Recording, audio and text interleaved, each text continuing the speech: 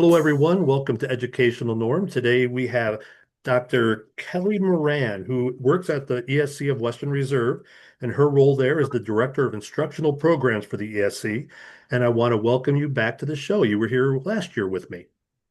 Thank you, Norm. It feels good to be back. I always enjoy our conversations. I'm really proud not only of the work that we do at the ESC, but the work that all educators are doing. And so it's exciting to be back and be able to talk about some of that with you today. I totally agree. And without any planning whatsoever, we are both in blue today, which we just love. So that's a good thing. Unplanned consequences, It outcomes means are we're going always to have, good. yeah, I think it means we're going to have good synergy during our conversation Without today. a doubt, if I can spit these words out and not still have break talk, that's you have to Yeah. get back in the swing of things every once in a while. So, real quick, Kelly, I know that you were a guest here last year, and I want to make sure people that are tuning in for the first time know who you are and what you do there at the ESC. Absolutely. Well, I feel very fortunate to have the career that I've had in education so far.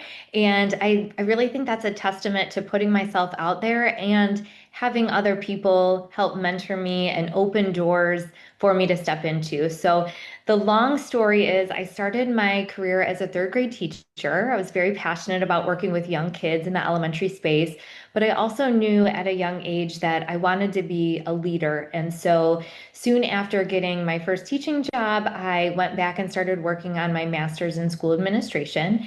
And at a young age, I was able to step into a position of literacy coach and then assistant principal at the elementary level. And doing both of those jobs really opened up my knowledge and awareness of evidence-based literacy practices, but it also gave me some of that on-the-job training of what it's like to be a school leader and impact transformational change. After that, I became a director of curriculum, and so again was able to expand my knowledge, learn more, work with teachers of all different grade levels and disciplines on curriculum mapping and pacing and selecting and implementing materials. From there, I became a building principal at the elementary level and got again that more authentic experience of being with kids and in classrooms from day to day. And after that, I switched back to director of curriculum.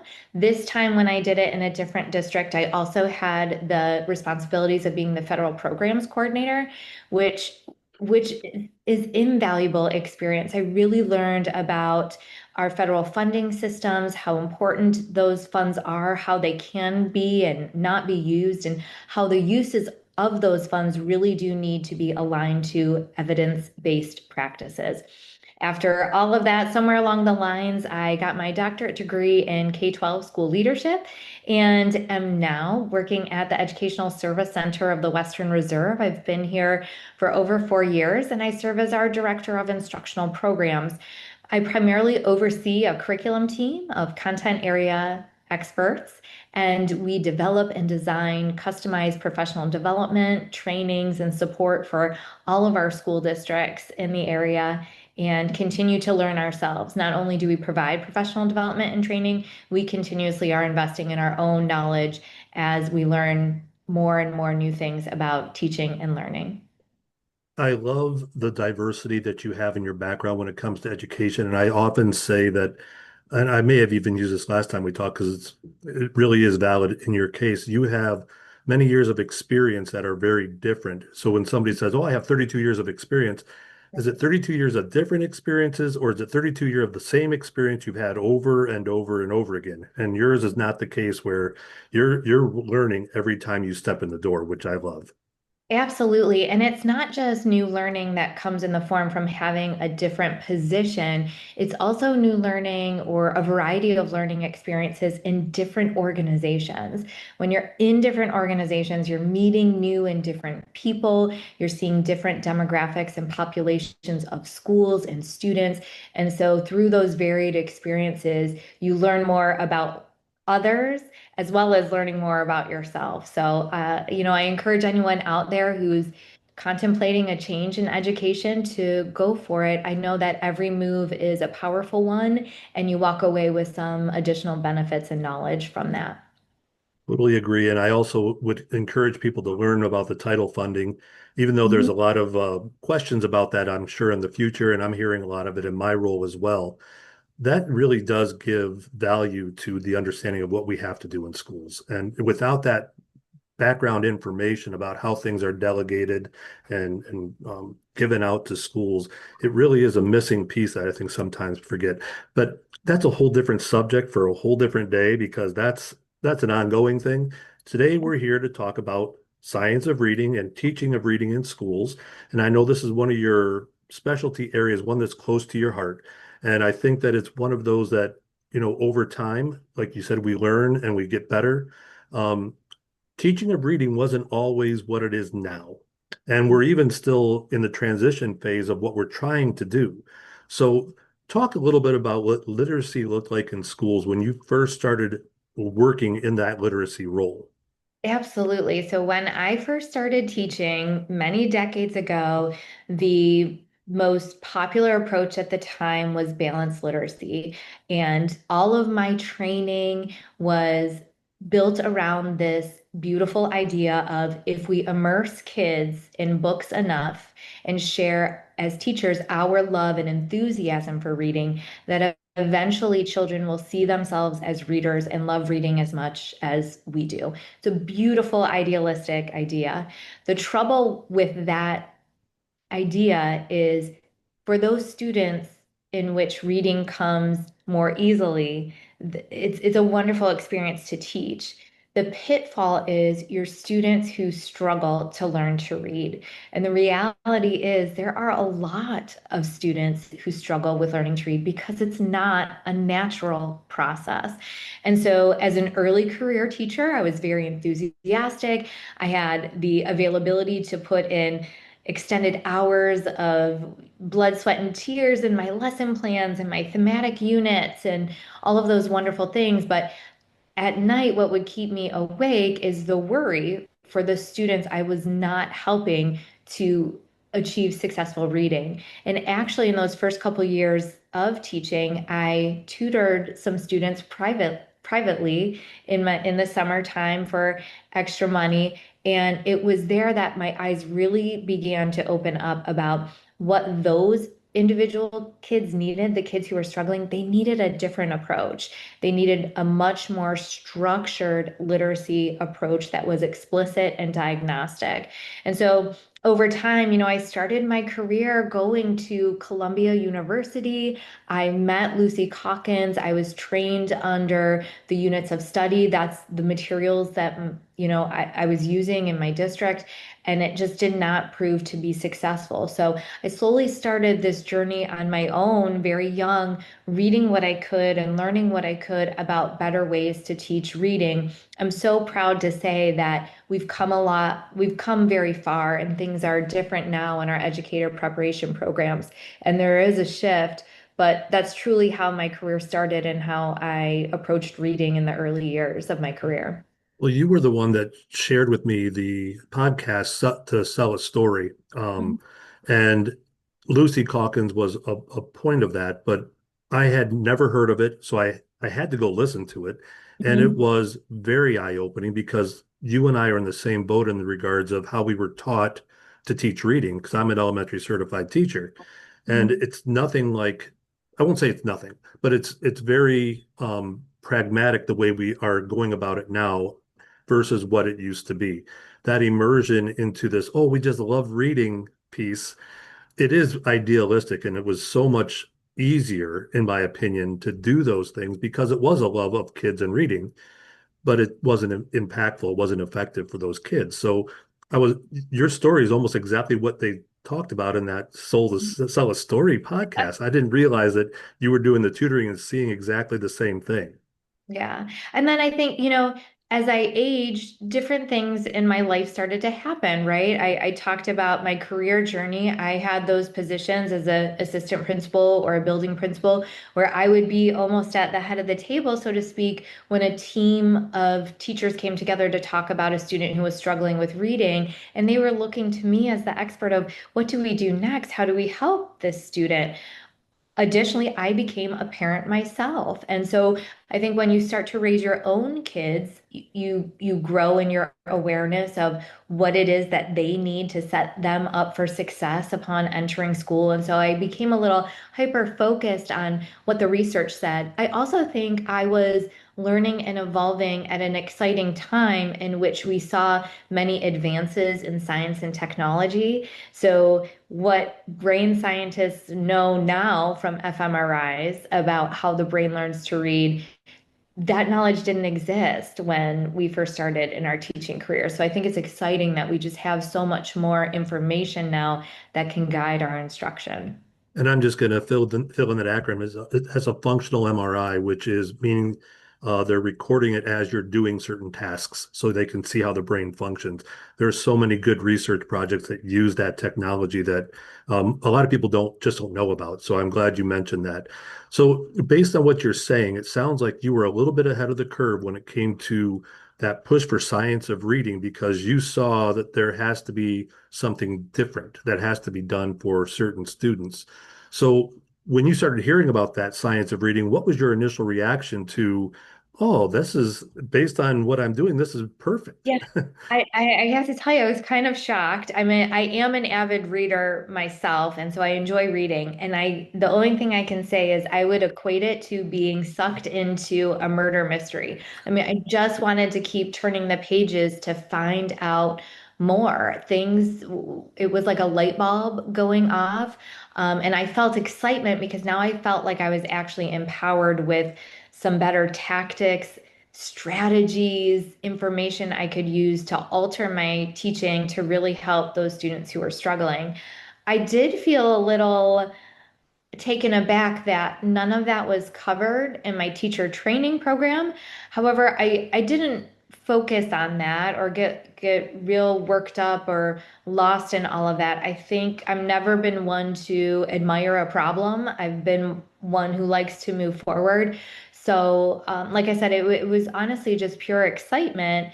The challenging part then was sharing what I was learning with others. And some people really were as excited as was about that information, but there were other teachers, educators that I worked with that were more defensive or resistant to embracing that approach. And for someone who was so enthusiastic about it, that was hard for me because I felt like, why can't you see what I'm seeing initially? And I think that's something that we've seen now over time, more and more educators, the more that they become aware, the more they can read and hear and gain exposure to what the research says. We have seen more and more teachers embracing and understanding on a deeper level why the science of reading is so critically important and how it opens avenues to more successful teaching and learning in our other subject areas as well. Especially when you get to the upper levels. That is one of the bigger trainings that I've found to be very popular is working with high school teachers that really didn't know anything about the science of reading. But if you're teaching social studies, you better know because you have them read constantly. So yes, and we'll get there. We're going to talk more about that. I'm excited too. But I also want to mention it's not the fault of schools back when we were in college, and it's not the fault of us teaching the way we did because based on the research that we were given and based on the push at the time, that was what was popular. That's what was working. And we found out through that podcast that some of the data may not have been as accurate as we hoped. So again, if you haven't heard that podcast, it's definitely worth a listen because it gives you a lot of insight of that whole generation of reading. So the idea of science of reading is now taking hold in certain schools. I won't say it's a nationwide push, even though it's been talked about. And you alluded to the fact that people are resistant to change because I've always done it this way. I have success. Why do I need to change? Whatever the reason is, there's still not 100% buy-in to this process. So give us an overview of science of reading and how you would introduce it to somebody new to the idea of science of reading. Yeah, absolutely. So, to answer the question or the topic of what is the science of reading, I think as teachers, we like to share what something is and what it is not, right? We give our students examples and non-examples. And so maybe I'd like to start with what it is not. And the science of reading is not a political agenda. It is not a set of materials. It is not theory. Okay. The science of reading, I like to use the Reading League's definition. So I want to give them credit here. The Reading League says that the science of reading is an interdisciplinary conglomeration of research that spans close to 5 decades. And it's research that's been done over different domains and disciplines all across the world. So the science of reading is it's research that informs our practice. So it's studies that have been replicated over time that shows us how the brain learns to read, what successful readers do, as well as how the brains of inefficient readers are progressing and what inefficient readers are doing. The science of reading research gives us the evidence-based best instructional practices and strategies. And again, this is decades of research that's been replicated over time as and spans our entire globe. So it's not just a drop in the bucket, it's not a fad, it's not a buzzword. It's something that's been proven yet again and again. And I like that idea of telling us what it's not. It's not a program because Mm-mm. the program and the idea of a program is I can pull out page 10 and that's what we can do and it's going to work. It's not like that at all. It's really about understanding the research and knowing what's best for that individual child that's going to make them go forward based on the research because there are very specific things that have to be done in the science of reading process that sometimes are either not given its just time or Mhm. eliminated totally. So what are some of the major parts of science of reading when you start looking at the research that have to be done when you're teaching? I do know, and I'll start here, that it doesn't matter of learning styles of the child. These are things that have to be done specifically for reading and understanding. Absolutely. So I think your non-negotiables when it comes to science of reading is you really need to teach all sides of the simple view of reading and the reading rope, which we can go into more deeply. But basically, what that's saying is it's not just phonics instruction. Now, phonics instruction is critical, it is important, we need it, but that's not the only component. So, our non negotiable is we need to teach structured phonics knowledge and awareness, but we also need to teach kids knowledge. We need to expand their knowledge. We need to teach them syntactical structures so that they understand how sentences are built and paragraphs are built and paragraphs combine to create a passage or a story. We need to use structured literacy practices. So we need to design our instruction that's sequential. So there needs to be a system and an order. It needs to be cumulative. So we introduce the simplest concepts first, and then we build upon those so that things are interconnected. Students, in order to be able to become successful readers, they need to be able to understand and articulate and manipulate our oral language. So, the more opportunities we can give kids at a young age to be talking, engaged in conversation, manipulating sounds, playing with rhymes and songs, the more we are helping them to set up for success to be skilled readers. Other non-negotiables would be things like fluency. So we know that our readers who are able to scoop and phrase in their reading yield better comprehension, as well as vocabulary. The greater knowledge you have of words and word meanings, the more successful you are going to be as a reader. So there's a lot that's required of us as teachers of reading and literacy and language. But again, it's really clear what the science of reading is telling us to focus on. And you brought up phonics, and growing up, there was always that joke about the hooked on phonics, and there were T-shirts that had writings on hooked on phonics. It is not hooked on phonics by any means. It's a part of a bigger picture, and it's not just phonics. Even though I hear a lot of teachers saying, "Oh, we're teaching phonics again." Well, yes, but not like you think we're teaching phonics. It's part of a bigger picture. And the other one that's often misunderstood is the fluency piece. Mhm. Many people just think that's speed, and it's not just speed. That's something that I almost have to make sure I emphasize every time I talk about this with teachers because they go, well, my kids don't read fast. Well, that's fine. They have to be able to understand what they're reading to be fluent. So could you talk a little bit about what you've seen with some of those misconceptions that teachers have about some of these parts of science of reading? Absolutely. To speak about the fluency piece, you're absolutely right. For a long time, we were promoting this idea of how fast you can read. We're measuring how fast, how many words per minute you can read. And fluency is an important indicator. We want to know how many words a student could read within a minute's time. But what's more important than that is their accuracy, right? So are they reading words accurately? And do they have prosody? So does their voice have tonation in it? Do they have expression? Those are parts that will yield their comprehension. If you don't understand what's happening in print, you're not going to be pronouncing it correctly and saying it with the correct expression. So you're right. That's definitely a misnomer about fluency. And you're also correct about the focus on phonics. It's a misnomer that science of reading is only teaching phonics and doing that drill and kill on phonics day in and day out. Understanding our language can be fun, and there's ways to alter that and make it engaging for students, which I think is really important. But the reality is that something that we need to remember, I heard a researcher say it the other day, is that 99% of students who struggle with reading tend to have a phonological deficit.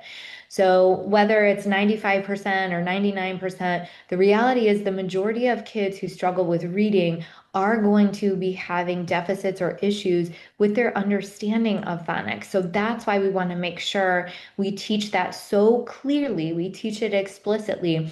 We don't leave it up to chance that students will master the six syllable types on their own, or they'll master an understanding of digraphs and trigraphs or vowel teams on their own. We want to be really explicit about that because that will set them up for success later on in reading. Well, I'm glad you said that about the struggling readers because that's something that when we talk with high school teachers, they ask, well, what can we do for our kids that don't read very well? And I want to say we need to show them the phonics, the phonological awareness piece again and how that works because they're missing base understanding of reading. But where do you have time in the high school to do that? That's the other question I get often. And I know there's ways to do it. Mhm. If you have a blended learning model and you can have stations and things of that nature. But have Absolutely. you run into any programs? And I'm shooting. This wasn't part of our conversation prior. Have you seen any high school teachers using science of reading effectively to help their kids? I have to say that I get the same questions often, right? So the questions are always, what do I do for my adolescent students who can't read? I wasn't trained to be a reading teacher. These are teachers who want to help. They just feel a little ill-equipped and able to help their students.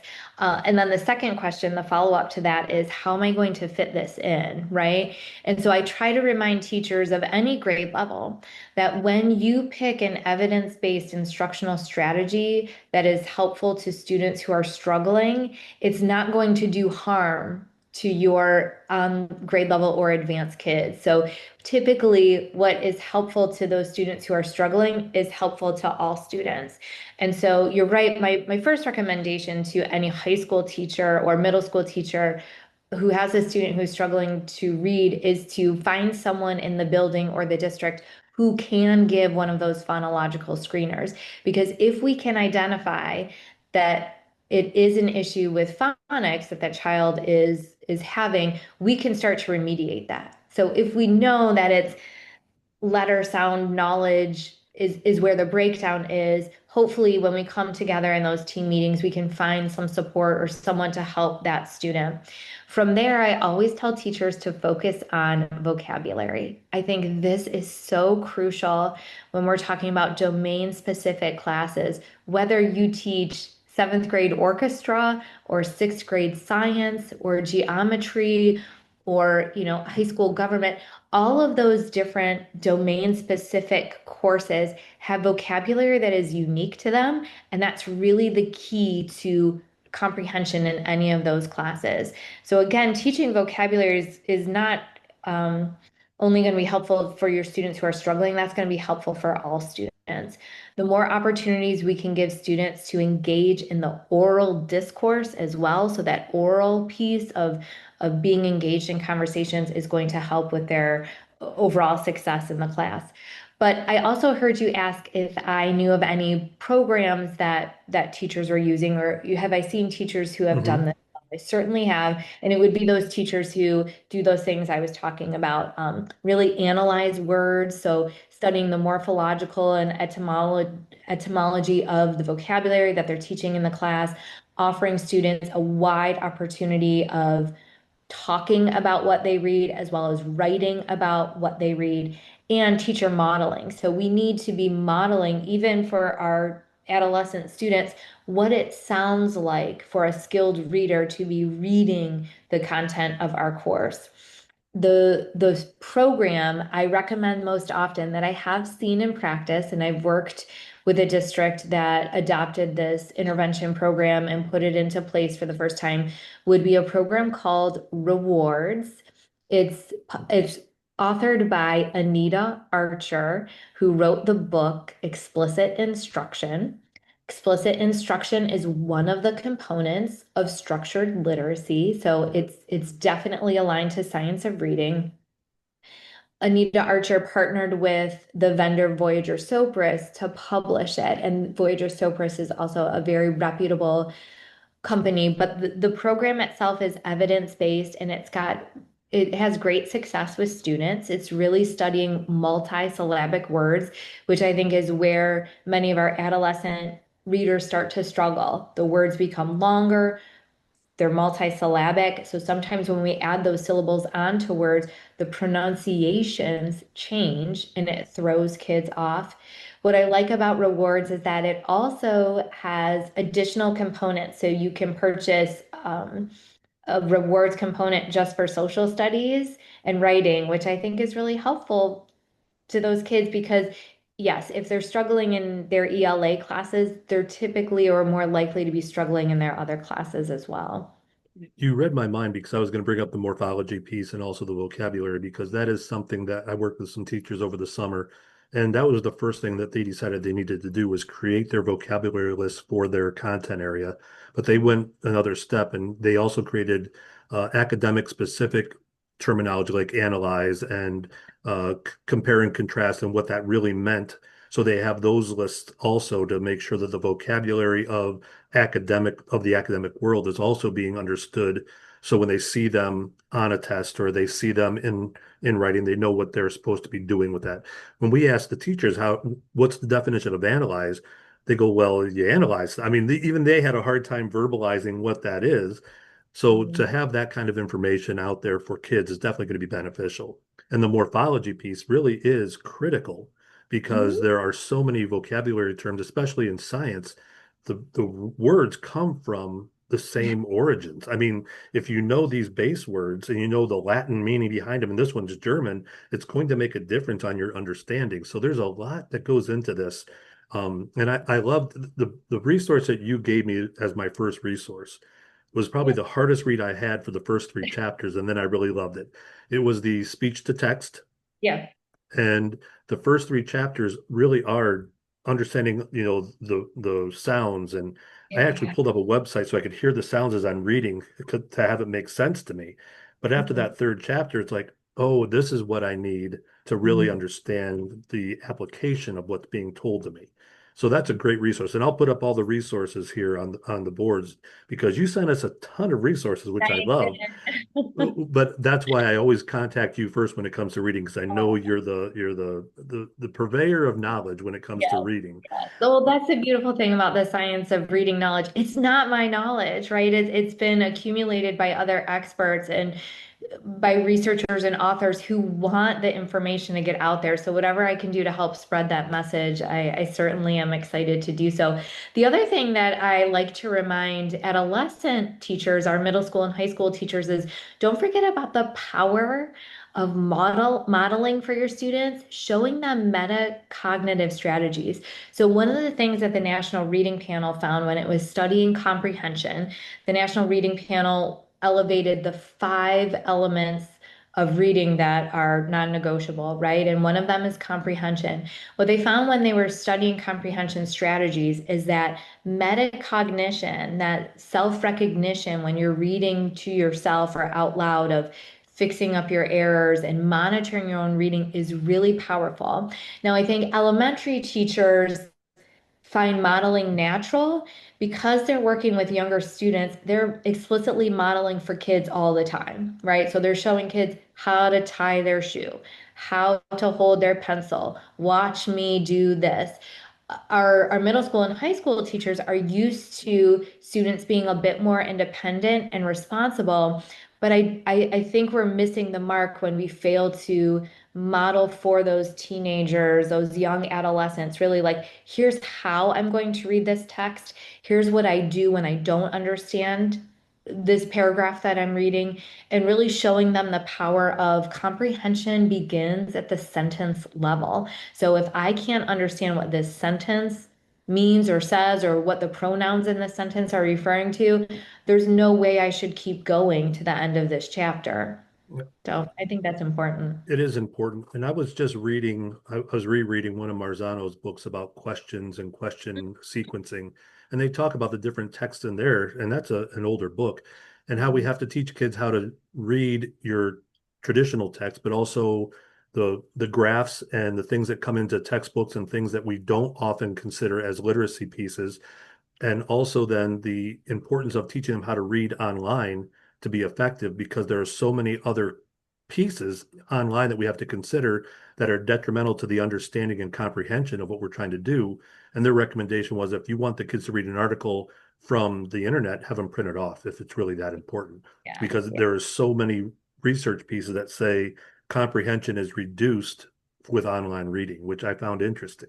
Yes, yes. I've listened to some really interesting conversations about that. And if anybody listening to us today is interested in that topic, I'd like to point them to the direction of Mary Ann Wolfe.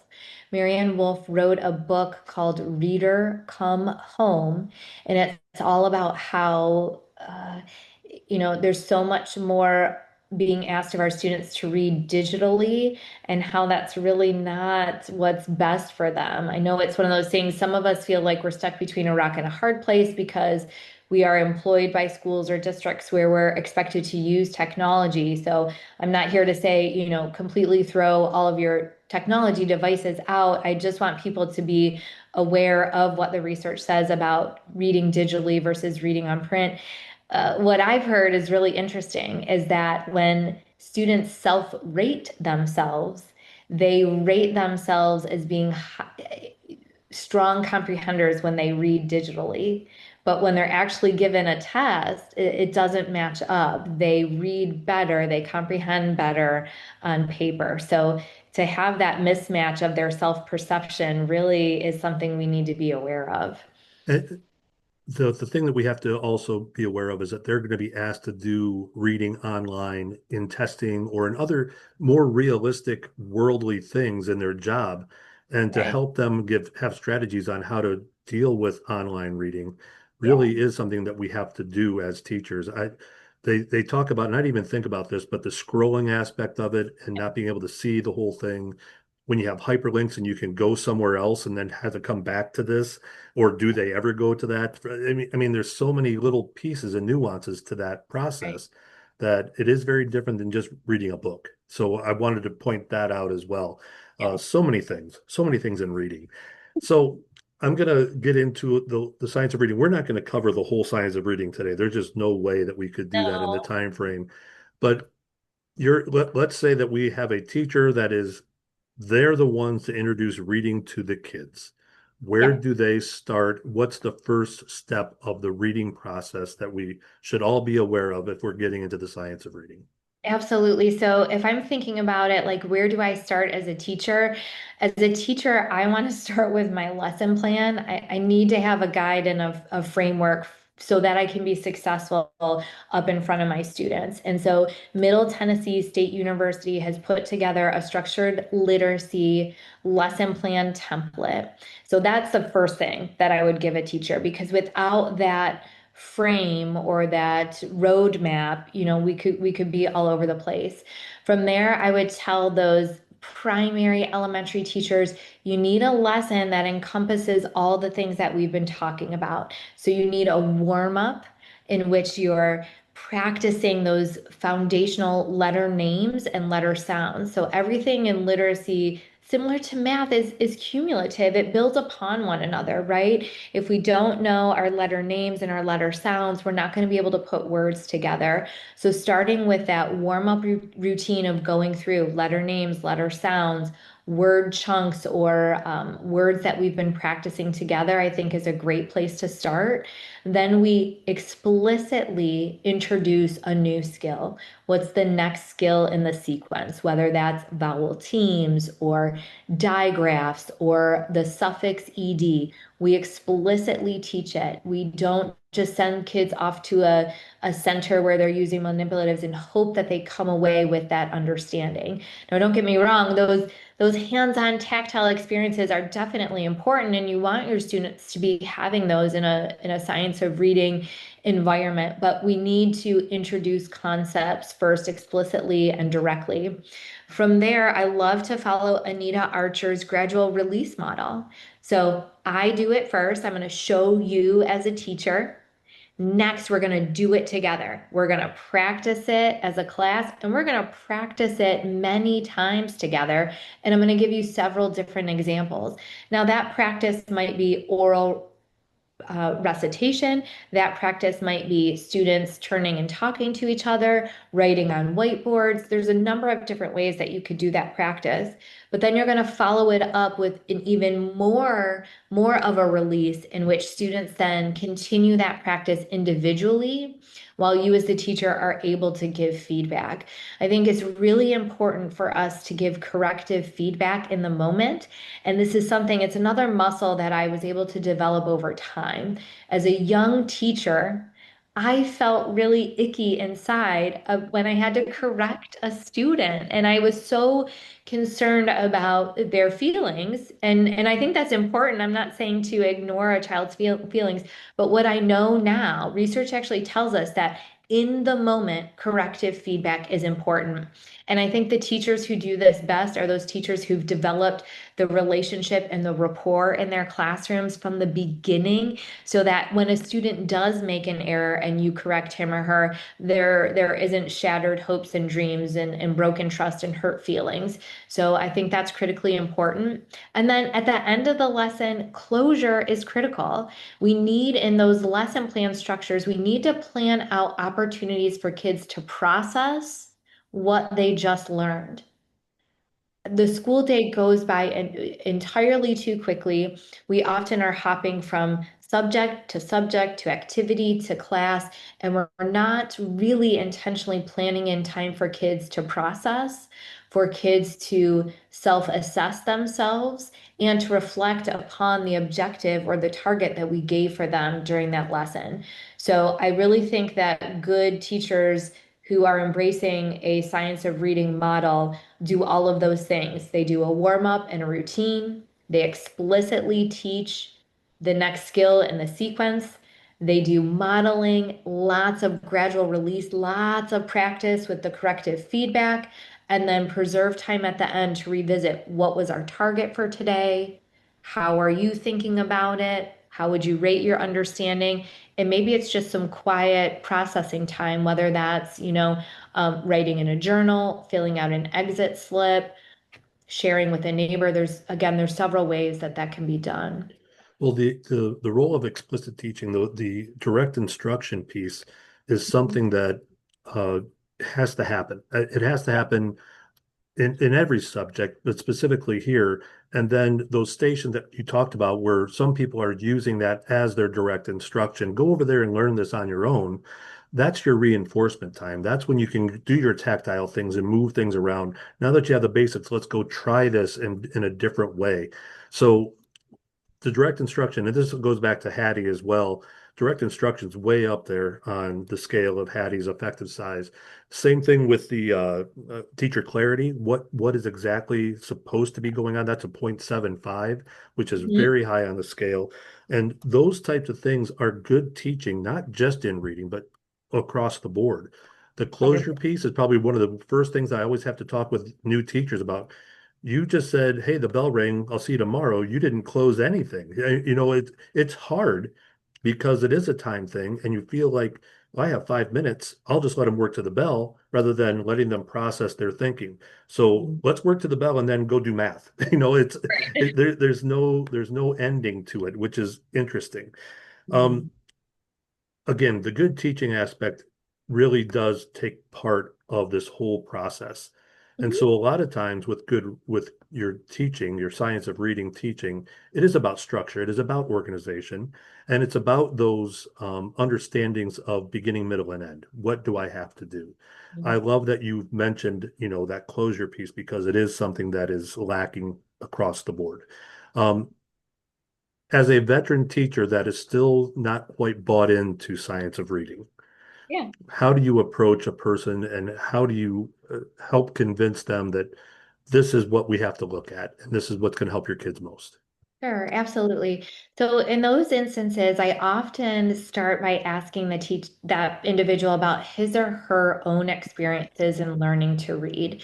Was it easy? Was it a struggle? What do they remember? How do they feel about reading? And you can learn a lot from an individual by hearing their own personal story. So sometimes that's an entryway into this conversation. Sometimes teachers had a really rough experience or didn't like the way they were being taught to read. And so that's one angle or approach that I take. Another approach that I've done in staff meetings and professional development is give because teachers will sometimes often say, "Oh, I know the science of reading," or "I'm already doing that." They feel, very confident that they're doing it. But if you give them a pre-assessment, so just 10 to 15 questions on certain elements and see how they do. Now you as the facilitator don't necessarily need to see those results, but that can be a way of opening someone's eyes of that misconception. Maybe I thought I knew a lot about this, but perhaps I don't. And then a third avenue I take, if those two first approaches don't seem to be opening the door for a more deeper conversation about this, is asking that teacher if they this year or any year in the past have had a student who struggled to read. And I've yet to come across a teacher who hasn't had a student who struggled to read. And so there's the opportunity then to have the conversation about, again, as a self-reflection, Mr. and Mrs. Teacher, how did you feel in your ability to help that child then? And often, teachers feel ill-equipped on how to help those students who struggle. And that's frustrating. That's a hard position to be in. Teachers want their kids to be successful in class. It's heartbreaking to see a child struggle. And so if you can get that individual to acknowledge that, yes, right now, currently, I've got a kid who's struggling, or at least in the past, I remember, so and so's face who really struggled. That's the opportunity to say, hey, give this a shot. Everything else you've tried with this child isn't working. Let's see if some of what research has said in terms of evidence-based practice or, remediating phonics or studying vocabulary, let's see if that would possibly work with this child. And so that's an opportunity to get started. Those are all great suggestions. And the teachers that feel ill-equipped, especially when you get into the middle school and high school, they probably weren't trained in reading at Right. all. So to have this as a potential assistance to those kids that are really not getting it because they can't read, or they read so slow they can't keep up, or they can't comprehend, whatever it may be, at least now we have some strategies. And I picture our role as consultants as we're resources to the resources. And you have given us so many good resources. I'm just going to run through them as I put them up here on the screen.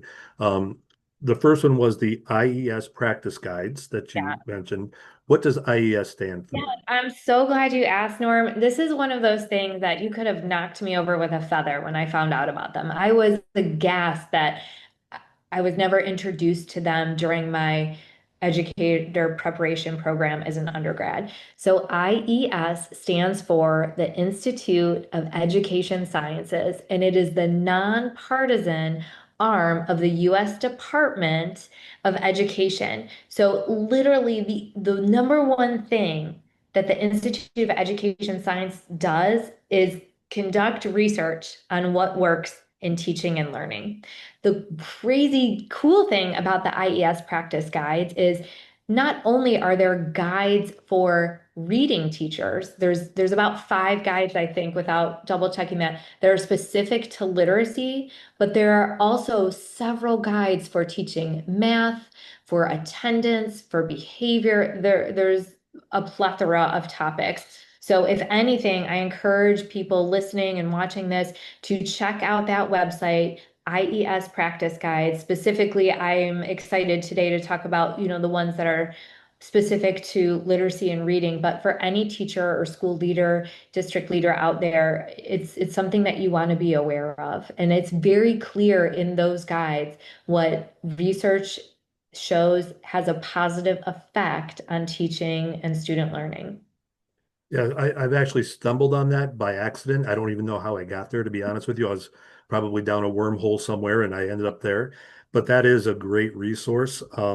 These other ones that you've listed, the Reading Rockets modules, the All Ohio Literacy modules, Ohio Learning Communities course and introduction on science of reading, which is really good.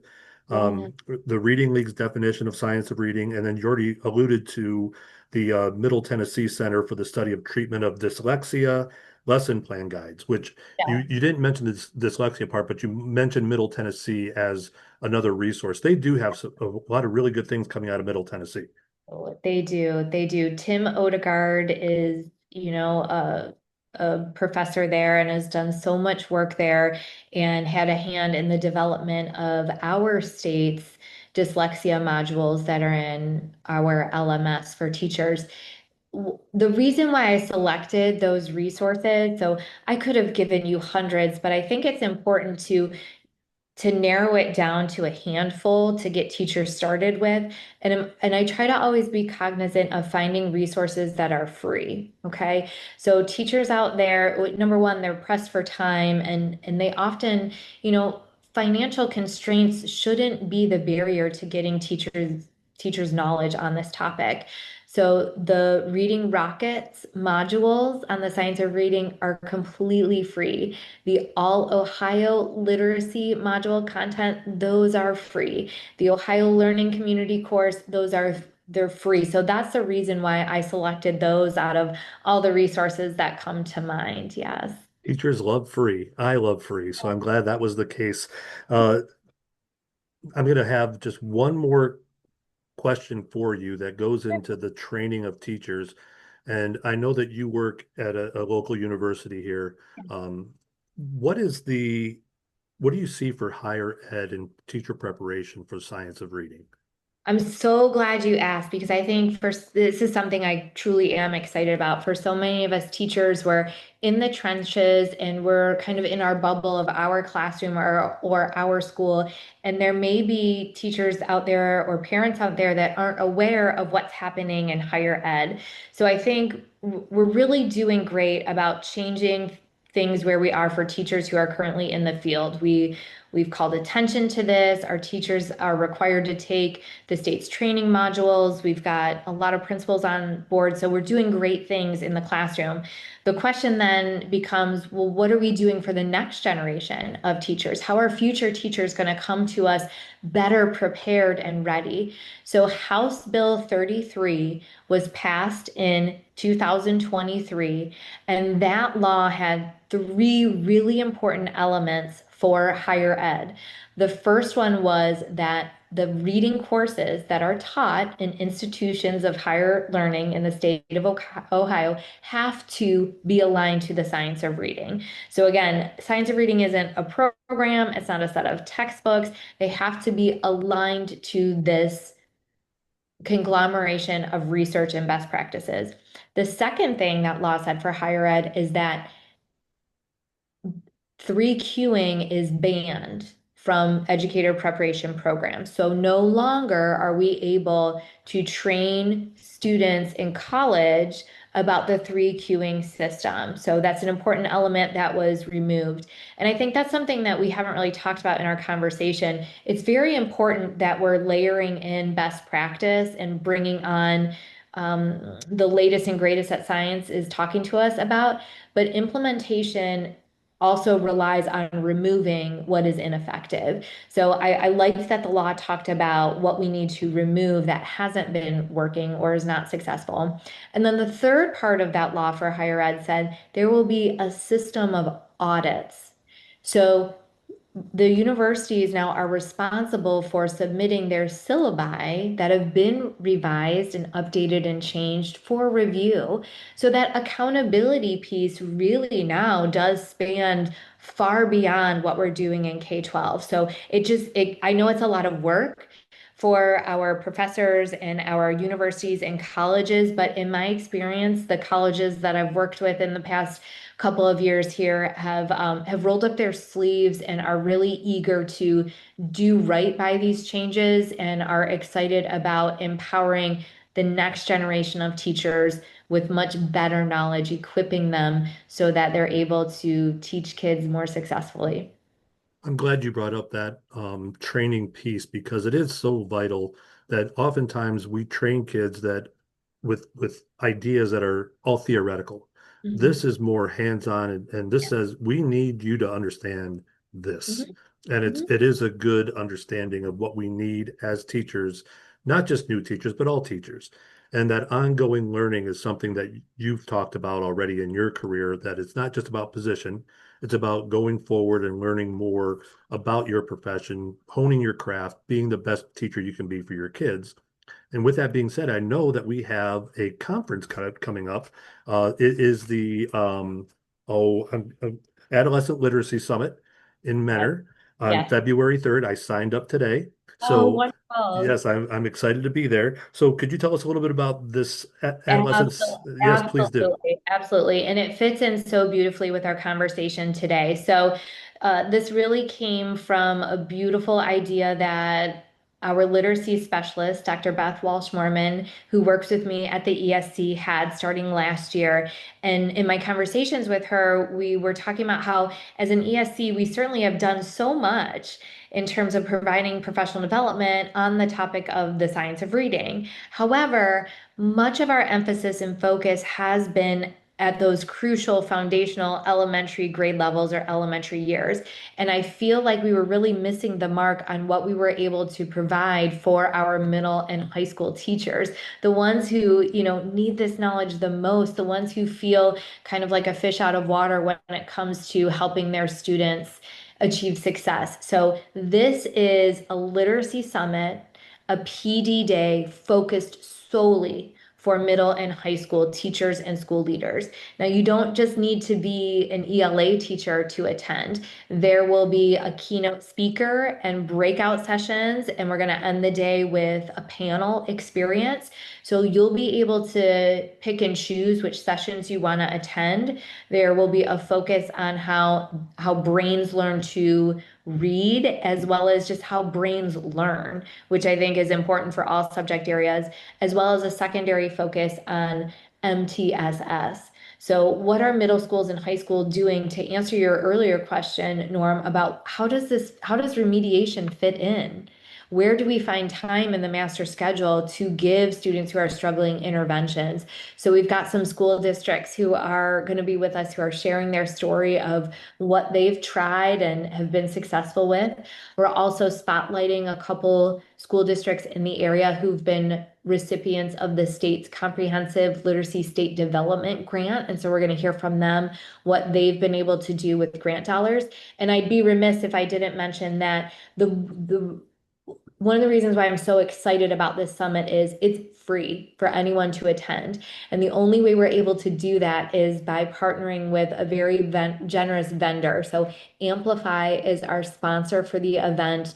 They're the ones who are being able to bring in a recognized keynote speaker, provide lunch and refreshments, and make this free. So we encourage anyone and everyone to attend. There's something for everyone here, and it's going to be a great event. We already have over 40 people registered. 41, because I'm now there. I'm sure you didn't check just before you got online. Yeah. And you're also still looking for potential proposals for presentations. Yes. Yes, of Great. course. So anyone out there who is interested in presenting or leading a conversation, being part of a panel, or has an idea and doesn't quite feel confident about presenting on their own, myself or members of our curriculum team are happy to be a co-presenter with you. So reach out to us, share your ideas. The event is February 3rd. It'll be held at Mentor Paradigm. So I'd also like to give a generous thank you to Mentor Local Schools, who is letting us use their venue for that day. And it's a beautiful facility, perfect for the situation that you're talking about. And it is like state of the art. So I just love that. I Yeah. love going there. It's a nice place to visit. Well, Kelly, I want to thank you so much for your time today. It was a great conversation. If you have questions about science of reading, you can contact myself. But obviously, I have an expert sitting right in front of me that would also be willing to answer any questions you have on the science of reading. And I'll put her email on the screen here. So, with that being said, I want to thank you for your time. And as always, just all the work that you do is truly appreciated. Thank you. It's a joy to work for an educational service center. Every year is different because we design our services and programming based on what schools need. So we love opportunities to talk to teachers and talk to school leaders. Literacy is just one facet of what we do at our organization. Other things that we're promoting this year is our onboarding of new board members. So if you work with a school district that has new board members, we've got free trainings that are upcoming in February and March for that, as well as we're running our emotional poverty series again this year. So 2 days, both days will be free, that focus really on how do we help students and their families who struggle with emotions, who may come from an impoverished background, who seem to just be struggling in the academic school system. And I think that all kind of plays a part into when we want kids to be successful learners and successful readers. We all know about Maslow's hierarchy of needs, and if those bottom needs aren't being met, kids struggle. And so the emotional poverty training is another one that I really recommend to teachers and school leaders, guidance counselors, even parents and community members, all free. So reach out with those needs. And Norm, it's always a pleasure being able to have a conversation with you. Well, thank you. And the emotional poverty piece is something that I signed up for last year, and because of my schedule, I couldn't make it. So I'm glad you're rerunning it. So I'm going to try again. Hopefully, I can make it this time. Thank you everyone for joining us today. And if you're watching on YouTube, obviously it's going to be on another day and in the future. You can rewatch it as many times as you like. But thank you for joining us. And as always, be kind, be professional, and find solutions. Thank you, Kelly. Thank you. Bye.